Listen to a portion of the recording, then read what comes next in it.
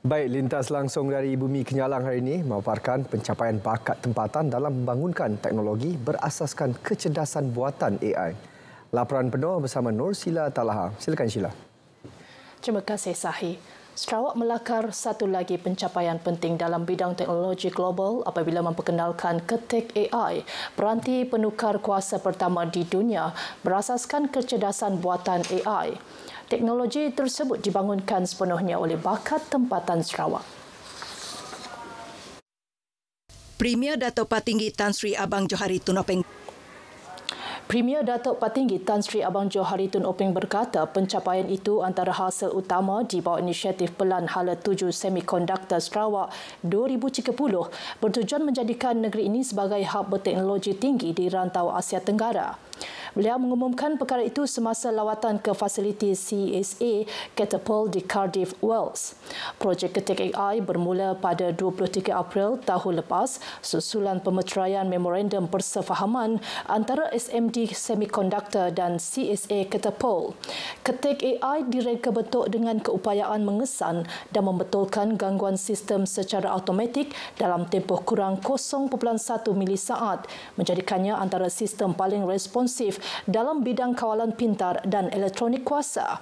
Ia mempunyai potensi aplikasi yang luas termasuk dalam grid pintar, sistem kenderaan elektrik, teknologi autonomi, internet industri pelbagai benda IoT, sistem penyelenggaraan ramalan dan mekanisme kawalan kritikal.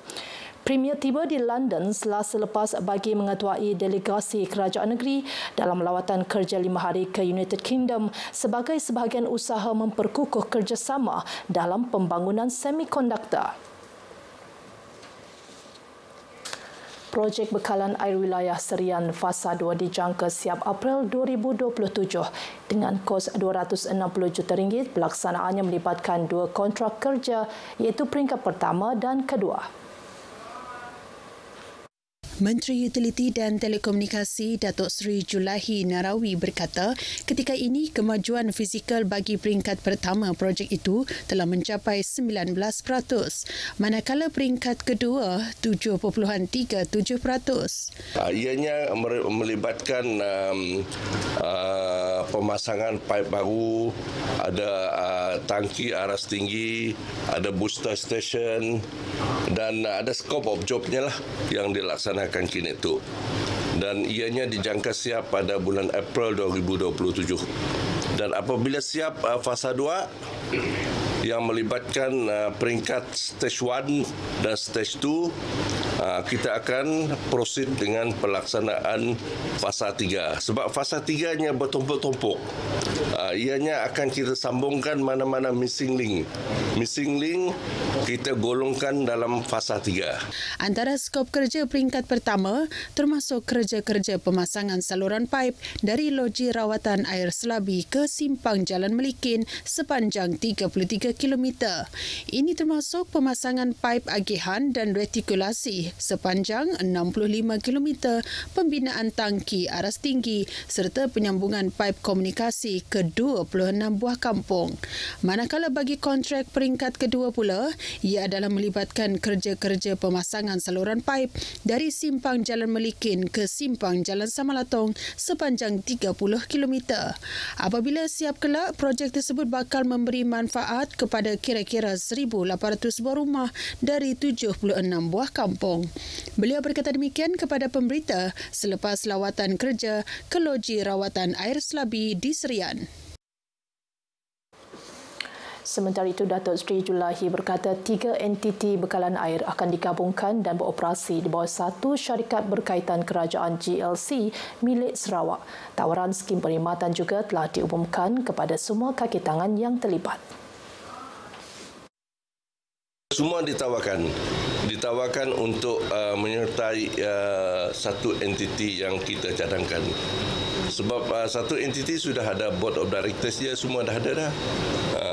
So lembaga pengarah satu entiti dah ada dah, milik SFS Incorporated. Mengulas mengenai liputan bekalan air di seluruh Sarawak, Datuk Seri Julahi berkata setakat ini akses di kawasan bandar telah mencapai 90% dan 71% liputan bagi kawasan luar bandar. Beliau menyasar liputan menyeluruh menjelang 2030. Semua pihak diseru supaya berani bersuara menentang gangguan seksual demi mempertahankan maruah dan keselamatan masyarakat. Menteri Pembangunan Wanita, Keluarga dan Masyarakat, Datuk Seri Nancy Shukri berkata ini termasuk golongan remaja diminta agar tidak berdiam diri sekiranya berdepan situasi berkenaan. Tegasnya mereka berhak untuk bertindak demi keselamatan dan maruah diri. Sehubungan itu, beliau mengajak wanita, lelaki, ibu bapa, pendidik dan rakan sekerja untuk bersama-sama membina persekitaran yang lebih selamat dan bermaruah.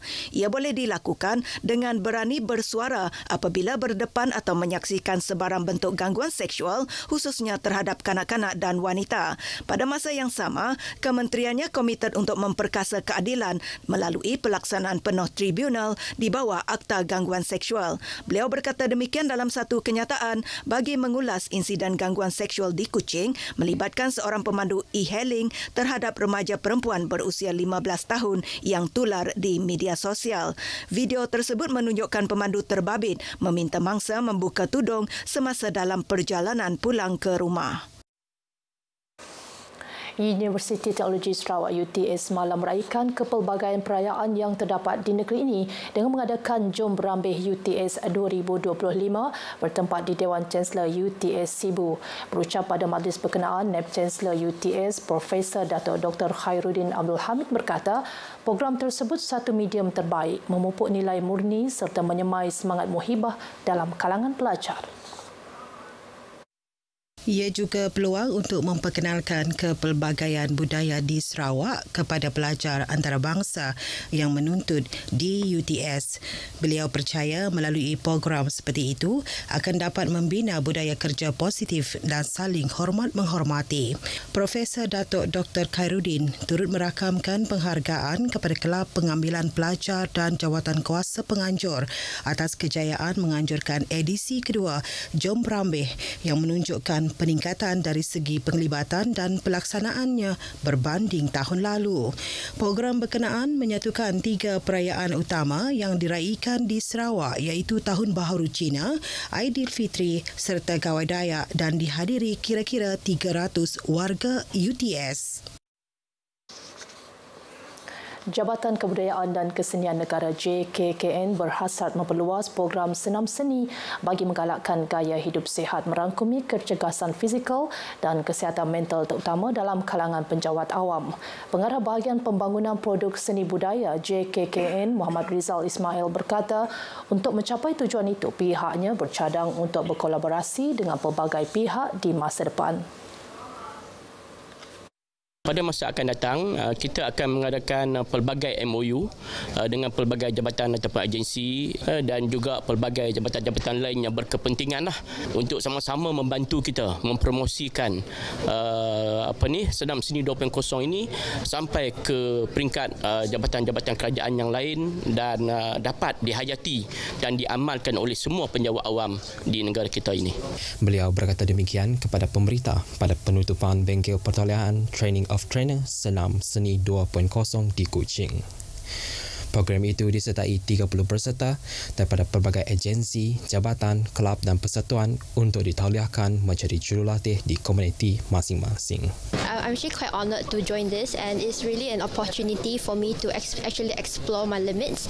So I believe that if there's any other workshops in the future, I would love to join. Saya yakin dan pasti mereka semua happy dapat melakukan senaman serta pergerakan yang telah diajarkan. Apa yang pastinya ialah kita dapat mengekalkan kesihatan dan juga fizikal dan emosi kita dalam keadaan baik untuk mengelakkan penyakit kita. Berita itu tadi mengakhiri perkongsian dari Sarawak. Dari sungai ke segara, Palestin pasti merdeka. Kembali bersama Sahih untuk perkembangan berita selanjutnya. Terima kasih Sheila.